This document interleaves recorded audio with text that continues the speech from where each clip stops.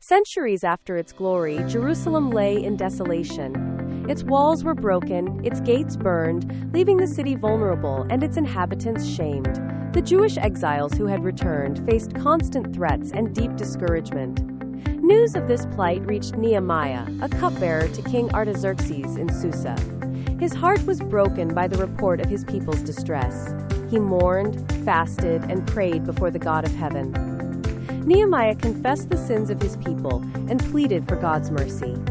He asked for favor in the king's sight, seeking permission to return and rebuild. God heard his prayer and moved the king's heart. King Artaxerxes granted Nehemiah's request, providing letters of safe passage and timber for the gates. This was a clear sign of divine intervention, empowering Nehemiah for his monumental task. He journeyed to Jerusalem, arriving with the king's authority. Upon arrival, Nehemiah secretly inspected the ruined walls by night. He saw the immense challenge firsthand, the sheer scale of destruction. This quiet assessment solidified his resolve and strategy. He then gathered the Jewish leaders, revealing his mission and God's gracious hand upon him. He challenged them to rise up and rebuild, igniting a spark of hope and determination. The people responded with a resounding, "Let us start rebuilding!" As work began, opposition arose from Sanballat, Tobiah, and Geshem. They mocked the builders and plotted to attack Jerusalem, attempting to halt the progress. Nehemiah, however, turned to God in prayer and set a watch. The people worked tirelessly, some building with one hand while holding a weapon in the other. Families worked together, each responsible for a section of the wall near their own homes.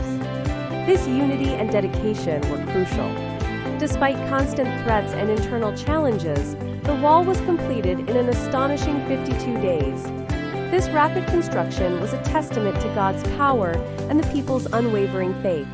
Their enemies were disheartened, recognizing God's hand in the work. The completion of the wall brought immense joy and a renewed sense of security.